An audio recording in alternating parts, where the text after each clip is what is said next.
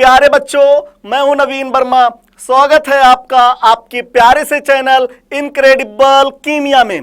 तो बच्चों, आज मैं आपके लिए लेकर आया हूं न्यूक्लियोफिलिक सब्स्टिट्यूशन रिएक्शन का लेक्चर नंबर 5, जिसमें बच्चों आज अपन लोग पढ़ने वाले हैं क्या, SN1 मैकेनिज्म। बहुत ही ज्यादा इंपॉर्टेंट रिएक्शन है बच्चों, क्या सही है बात? Yes sir. तो बच्चों वीडियो को लास्ट तक देखिएगा जरूर। और हाँ बच्चों, अगर ये वीडियो आपको अच्छा लगे और समझ में आए तो ये जो आपका प्यारा सा चैनल है इनक्रेडिबल कीमिया, उसे लाइक कीजिए, शेयर कीजिए और सब्सक्राइब करना बिल्कुल ना भूले। क्या सही है बात? Yes sir. क्या आप लोग उदास हैं? No sir. क्या आप लोग तनाव में हैं? No sir. क्या आप लोग घबराए हुए हैं? No sir. क्या आपके अंदर बेचैनी है?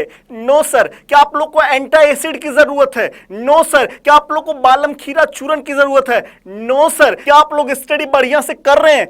Yes sir. क्या आप लोग इस बार सिलेक्शन लेकर रहेंगे? Yes sir. क्या आप लोग अपना 100% पुटअप कर रहे हैं? Yes sir. क्या बच्चों वीडियो को स्टार्ट किया जाए? Yes sir. तो चलिए बच्चों स्टार्ट कर रहे हैं। क्या SN1 मैकेनिज्म, क्या सही है बात? Yes sir. SN1 मैकेनिज्म, इसका जो फुल फॉर्म होता है बच्चों, यूनिमोलिकुलर न्यूक्लियोफिलिक सब्स्टिट्यूशन रिएक्शन। सबसे फर्स्ट बच्चों इसमें अपन लोग नेट रिएक्शन देखेंगे, फिर इसके बाद मैकेनिज्म देखेंगे और इसके एग्जांपल अपन लोग बाद में पढ़ेंगे। सही है बात? Yes sir. तो चलिए बच्चों स्टार्ट करते हैं। क्या नेट रिएक्शन, ठीक है। हाँ सर। नेट रिएक्शन में क्या होता है बच्चों कि आप लोग कोई भी ऑर्गेनिक सबस्ट्रेट या रिएक्टेंट बोल सकते हैं लीजिए। जैसे मान लीजिए आपके सामने एक ऑर्गेनिक सबस्ट्रेट लिया बच्चों RL, जिसमें यल क्या है बच्चों? Leaving group. लिविंग ग्रुप के बारे में बात अपन लोग इसके पहले वाले वीडियो में कर चुके हैं, ठीक है। हाँ सर। तो ये क्या बच्चों? ऑर्गेनिक सबस्ट्रेट है। ऑर्गेनिक सबस्ट्रेट या आप लोग रिएक्टेंट भी बोल सकते हैं। तो जब भी किसी ऑर्गेनिक सबस्ट्रेट का रिएक्शन न्यूक्लियोफाइल के साथ कराते हैं बच्चों, ठीक, हाँ, तो क्या होगा बच्चों? लिविंग ग्रुप यहां से निकलेगा, रिमूव होगा और R के ऊपर क्या आएगा बच्चों? Positive charge. फिर इसके बाद न्यूक्लियोफाइल इस R प्लस के ऊपर अटैक करके प्रोडक्ट बनाएगा बच्चों RNU और यहां से L माइनस के फॉर्म में निकल गया, ठीक। हाँ, तो ये क्या है बच्चों? प्रोडक्ट है, ठीक है। हाँ सर। और ये क्या है? L माइनस लिविंग ग्रुप है, लिविंग ग्रुप है, या इसको अपन लोग बच्चों न्यूक्लियोफस भी बोलते हैं, न्यूक्लियो, ठीक। हाँ, तो मैकेनिज्म के बारे में बच्चों अगर बात किया जाए तो इसमें जो ऑर्गेनिक सबस्ट्रेट होता है ना, हाँ, उसमें क्या प्रेजेंट है बच्चों? Leaving group. अब हो सकता है कि लिविंग ग्रुप पहले निकल जाए फिर न्यूक्लियोफाइल आकर के अटैक करे। ये पहला केस ही हो सकता है। हो सकता है बच्चों लिविंग ग्रुप धीरे धीरे धीरे धीरे निकल रहा है और न्यूक्लियोफाइल धीरे धीरे धीरे धीरे अटैक कर रहा है। दो केस हो सकते हैं।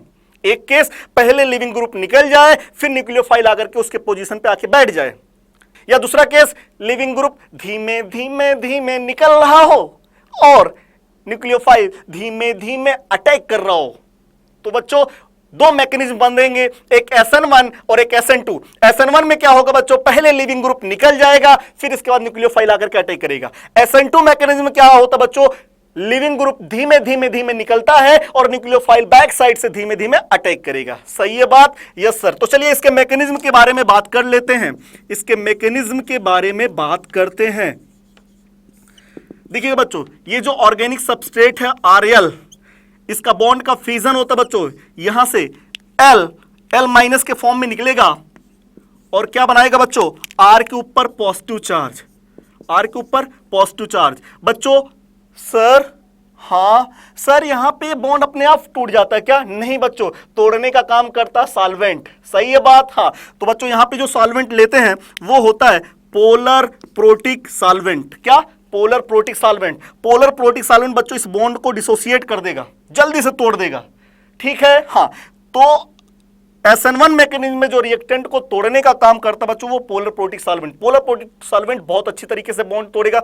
तो जितना ज्यादा पोलर रहेगा सॉल्वेंट उतनी जल्दी बॉन्ड को तोड़ेगा, उतनी जल्दी R+ का फॉर्मेशन करेगा, उतनी जल्दी न्यूक्लियोफाइल आकर के अटैक करके प्रोडक्ट का फॉर्मेशन करेगा। सही है बात? हाँ। मतलब बच्चों अगर सॉल्वेंट की पोलरिटी इंक्रीज कर दिया जाए तो क्या होगा? रिएक्शन का रेट बढ़ जाएगा, ठीक है। हाँ, तो ये देखिएगा ऑर्गेनिक सबस्ट्रेट, ये फर्स्ट स्टेप है। कौन सा स्टेप है? First step. फर्स्ट स्टेप में दिखाई पड़ रहा है क्या बन रहा है बच्चों? ये इंटरमीडिएट बन रहा है। क्या बन रहा है बच्चों? इंटरमीडिएट कार्ब कैटायन का फॉर्मेशन हो रहा है। इंटरमीडिएट कार्ब कैटायन का फॉर्मेशन हो रहा बच्चों। और कार्ब कैटायन कैसा होता बच्चों? अनस्टेबल होता है। रिएक्टेंट कैसा था? स्टेबल था। रिएक्टेंट कैसा था? स्टेबल था। क्या कोई भी स्टेबल से अनस्टेबल में जाना चाहेगा क्या? No sir. मतलब ये कैसा स्टेप है बच्चों? स्लो स्टेप है। और रिएक्शन का क्या है? रेट डिटरमाइनिंग स्टेप है। मतलब रिएक्शन का रेट यही स्टेप डिटरमाइन करेगा बच्चों, फर्स्ट स्टेप। अब सेकंड स्टेप में क्या होगा बच्चों? कार्ब कैटायन जो बना है उसके ऊपर आएगा कौन? न्यूक्लियोफाइल बच्चों। ठीक, न्यूक्लियोफाइल आएगा, इस कार्ब कैटायन के ऊपर अटैक करके क्या बनाएगा बच्चों? Nucleo RNU। ये क्या है बच्चों? प्रोडक्ट है। ठीक, हाँ। ये जो इंटरमीडिएट वो कैसा है? अनस्टेबल है। ठीक, हाँ, कैसा है? अनस्टेबल। और ये जो RNU प्रोडक्ट का फॉर्मेशन हुआ है बच्चों, ये कैसा है? स्टेबल है। कैसा है? स्टेबल है। तो क्या अनस्टेबल से स्टेबल आसानी से रिएक्शन हो जाएगा? हाँ। मतलब जो सेकेंड स्टेप है बच्चों, सेकेंड स्टेप है वो कैसा है? फास्ट स्टेप है। तो क्या ये रिएक्शन का आरडीएस स्टेप है? No sir. क्या ये सेकंड स्टेप रेट को डिटरमाइन करेगा? No sir. कौन सा स्टेप रेट डिटरमाइन करेगा? First step. क्यों? क्योंकि वो स्लोएस्ट स्टेप है। रिएक्शन में जो देरी आ रही है वो फर्स्ट स्टेप की वजह से आ रही है बच्चों। सही है बात? हाँ। मतलब आपको दिखाई पड़ रहा है बच्चों, जो आरडीएस वाला स्टेप है क्या उसमें न्यूक्लियोफाइल आ रहा है क्या? नहीं। तो न्यूक्लियोफाइल तो बाद में आ रहा है ना यार। न्यूक्लियोफाइल भाई साहब कब पहुंचे? जब दुल्हन चली गई, बारात चली गई, तब भाई साहब पहुंचे। जैसे कबीर सिंह आप लोग देखे होंगे बच्चों। कबीर सिंह में क्या होता है? भाई साहब ड्रग्स ले लेते हैं, लड़की से कुछ बात होती है, भाई साहब ड्रग्स ले लेते हैं, और ड्रग्स लेने के बाद हैवी डोज ले लेते हैं और सो जाते हैं।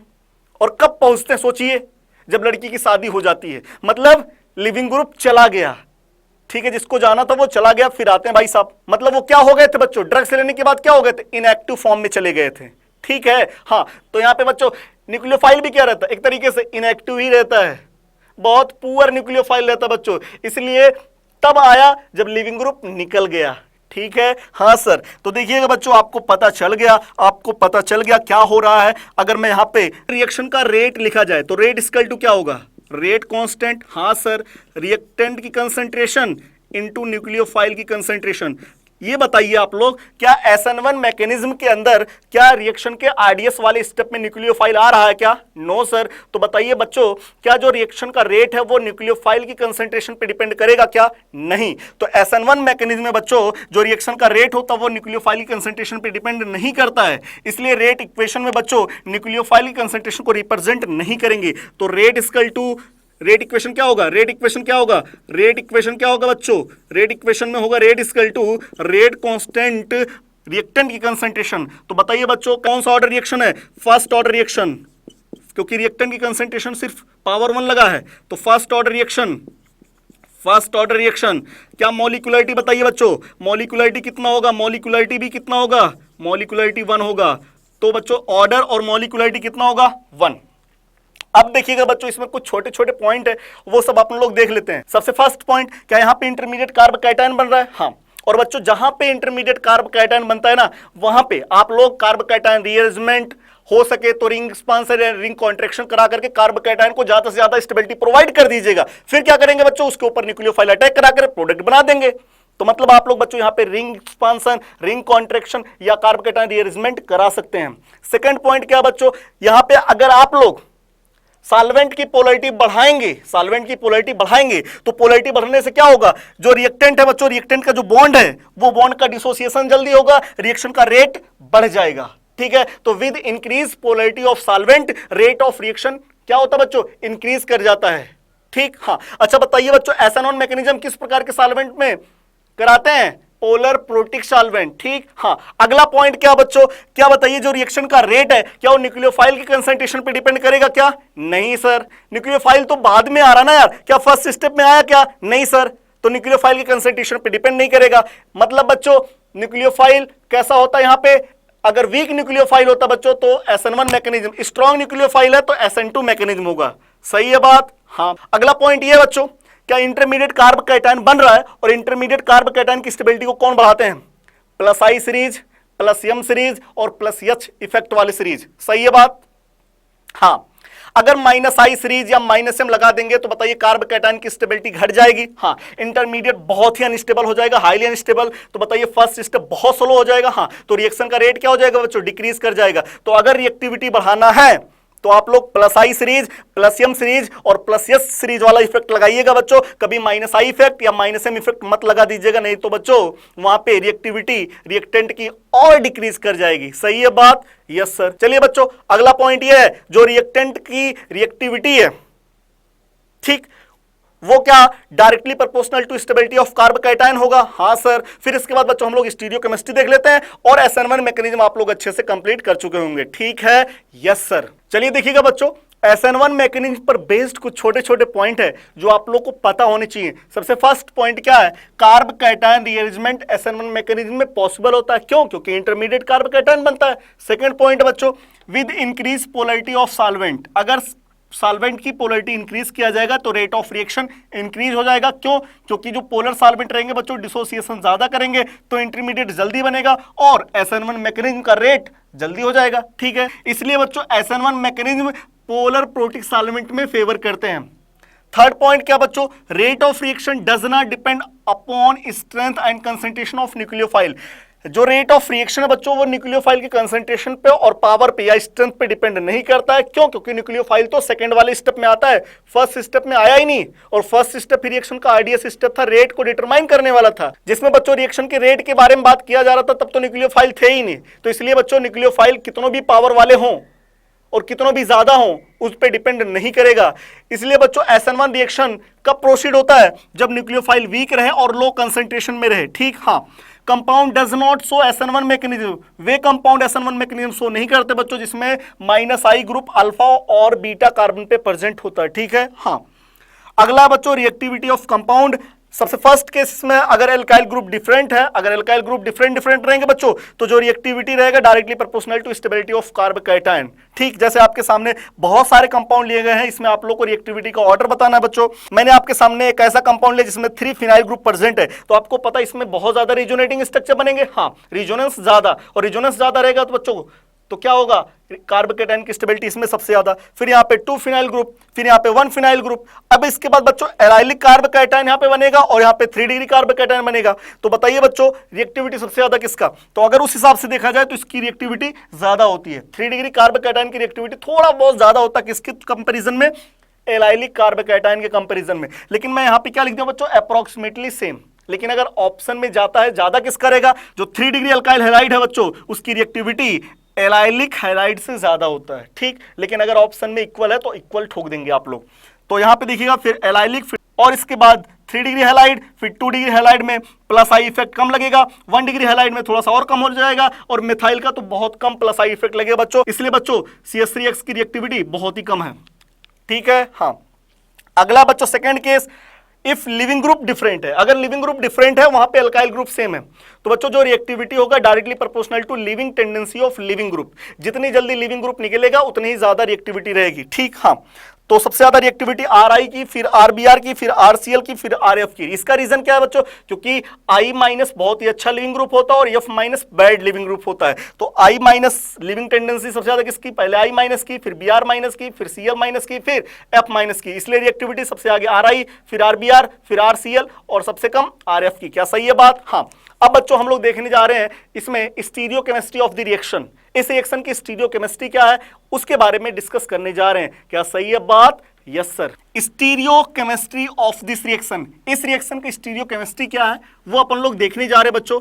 मैंने आपके सामने एक रिएक्टेंट लिया जो बच्चों क्या है? ऑप्टिकली एक्टिव है। कहने का मतलब बच्चों उसमें कायरल शेल्टर प्रेजेंट है। चलिए देखिएगा बच्चों, जैसे मैंने आपके सामने एक मॉलिक्यूल लिया कार्बन जिसमें एक ग्रुप है R, एक R1, एक R2 और एक लिविंग ग्रुप प्रेजेंट है। ठीक, हाँ। तो ये रिएक्टेंट है बच्चों। ये लिविंग ग्रुप आपको पता है क्या होगा? फर्स्ट स्टेप में क्या होता है बच्चों? लिविंग ग्रुप यहां से बॉन्ड का इलेक्ट्रॉन छीन करके भाग जाता है किस फॉर्म में? L- के फॉर्म में। ठीक, हाँ। तो क्या बनेगा बच्चों? Intermediate carbocation. तो जैसे ही ये देखिएगा शेप क्या है? टेट्राहाइड्रल शेप है। कैसा है? टेट्राहाइड्रल शेप है। जैसे यहां से लिविंग ग्रुप भागेगा बच्चों कंपाउंड का शेप क्या हो जाएगा? Trigonal planar shape. R, यहां देखिएगा R2, ये R1 और कार्बन के ऊपर क्या आ जाएगा बच्चों? Positive charge. तो ये इंटरमीडिएट क्या बना है? कार्बोकैटायन। सही है बात? हाँ। दिखाई पड़ रहा होगा बच्चों जो रिएक्टेंट था उसमें कायरल सेंटर था। कायरल सेंटर कहने का मतलब एक ऐसा कार्बन था या ऐसा एटम था बच्चों जिसका हाइब्रिडाइजेशन sp3 था और उस पे सारे एटम जितने भी यूनिट लगे थे सब के सब डिफरेंट थे। देखिएगा एक यूनिट R है, एक R1 है, एक R2 है और एक लिविंग ग्रुप है बच्चों। तो ये जो कार्बन है ये कायरल सेंटर प्रेजेंट है, कायरल कार्बन है, ठीक है। हाँ, तो अब देखिएगा बच्चों इंटरमीडिएट कार्ब कैटायन बना है। हाँ, अब इसमें जो न्यूक्लियोफाइल अटैक करने आएगा बच्चों, वो न्यूक्लियोफाइल यहाँ पे लिविंग ग्रुप के साइड से भी अटैक कर सकता है और बैक साइड से भी अटैक कर सकता है। तो बच्चों SN1 मैकेनिज्म में न्यूक्लियोफाइल दोनों साइड से अटैक करता है, लिविंग ग्रुप के साइड से भी अटैक कर सकता है और बैक साइड से भी अटैक कर सकता है। तो अगर न्यूक्लियोफाइल सामने से अटैक किया बच्चों, ठीक है, हाँ, तो इसको बोलते हैं अपन लोग रिटेंशन। क्या बोलते हैं? रिटेंशन। लेकिन अगर न्यूक्लियोफाइल बैक साइड से अटैक किया बच्चों, लिविंग ग्रुप के अपोजिट साइड से, तो उसे अपन लोग बोलते हैं इन्वर्जन। ठीक, हाँ, तो न्यूक्लियोफाइल बैक साइड से अटैक करेगा तो इन्वर्जन और सामने से अटैक करेगा रिटेंशन। तो बच्चों यहां पे जो प्रोडक्ट बनता है वो रेजमिक मिक्सचर बनेगा। कब? जब रिएक्टेंट ऑप्टिकली एक्टिव होगा। तो यहां पे जो प्रोडक्ट बनेगा बच्चों, देखिएगा प्रोडक्ट बनेगा CR न्यूक्लियोफाइल R2 R1, ठीक। और जो अगला प्रोडक्ट बनेगा बच्चों CR यहां पे R1 R2 न्यूक्लियोफाइल, ठीक। ये दोनों आपस में क्या रहेंगे बच्चों? Mirror image. मतलब अगर ये D फॉर्म है बच्चों तो ये L फॉर्म, तो यहाँ पे 50% D फॉर्म और 50% L फॉर्म, ठीक। तो मतलब बच्चों प्रोडक्ट क्या बना है? प्रोडक्ट क्या बना बच्चों? रेजमिक मिक्सचर बना है। प्रोडक्ट क्या बना है? रेजमिक मिक्सचर। तो आप लोग पॉइंट क्या लिखेंगे?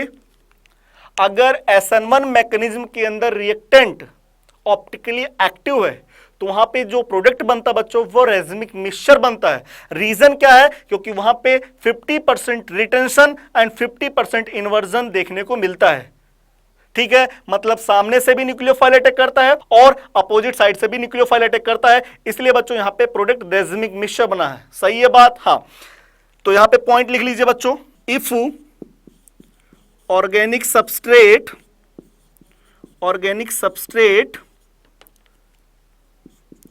are optically active then product are formed as a racemic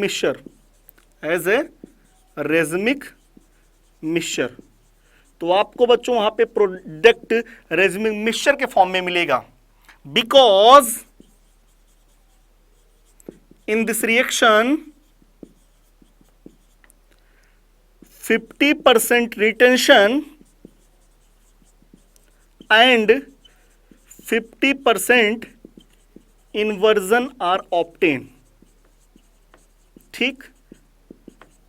बच्चों अगर एनसीईआरटी के हिसाब से देखा जाए तो एनसीईआरटी बोलती है SN1 मैकेनिज्म के अंदर 50% रिटेंशन और 50% इन्वर्जन देखने को मिलता है। लेकिन बच्चों नीट 2015 के अंदर क्वेश्चन ये आया था कि एग्जैक्टली बताइए कि रिटेंशन और इन्वर्जन कितने ऑब्टेन होते हैं। तो अगर एग्जैक्टली पूछा जाए तो थोड़ा सा इन्वर्जन ज्यादा मिलता है और रिटेंशन थोड़ा सा कम मिलता है। तो रिटेंशन लगभग बच्चों 48% और ये 52% मिलता है। और अगर ऑप्शन में 50-50 है तो 50-50 छोड़ दीजिएगा क्योंकि एनसीईआरटी 50-50 बोलती है। लेकिन थोड़ा सा बच्चों मैं बात करूं, थोड़ा सा इन्वर्जन ज्यादा देखने को मिलता है, वो 52% और रिटेंशन थोड़ा सा कम रहता है 48%। सही है बात? हाँ, तो 50% रिटेंशन एंड 50% इन्वर्जन और ऑब्टेन। जैसे बच्चों मैंने एक ऑर्गेनिक सबस्ट्रेट लिया, ठीक है। हाँ, वो उसका कॉन्फ़िगरेशन था R। कैसा था? R। तो बच्चों अगर उस पर रिटेंशन हुआ, क्या हुआ? रिटेंशन होगा। तो रिएक्टेंट ऑर्गेनिक सबस्ट्रेट था, ऑप्टिकली एक्टिव था, कॉन्फ़िगरेशन उसका R था, तो रिटेंशन होगा, मतलब सामने से अटैक किया तो R प्रोडक्ट बनेगा। क्या बनेगा? R ही बनेगा। लेकिन बच्चों अगर वहां पे इन्वर्जन हो रहा है तो वहां प्रोडक्ट क्या बनेगा? S, क्योंकि अपोजिट बन जाएगा, प्रोडक्ट बैक साइड से अटैक कर देगा। तो इन्वर्जन अगर होगा तो R कॉन्फ़िगरेशन से यस हो जाएगा और अगर रिटेंशन हो रहा है तो कॉन्फ़िगरेशन R है तो R ही रहेगा। क्या सही है बात? Yes sir. मुझे लगता है बच्चों SN1 मैकेनिज्म आप लोग को अच्छे से समझ में आ गया। तो बच्चों अगर ये वीडियो आपको समझ में आया हो और अच्छा लगा हो तो ये जो आपका प्यारा सा चैनल है इनक्रेडिबल कीमिया, उसे लाइक कीजिए, शेयर कीजिए और सब्सक्राइब करना बिल्कुल ना भूले। ओके बच्चों, बाय।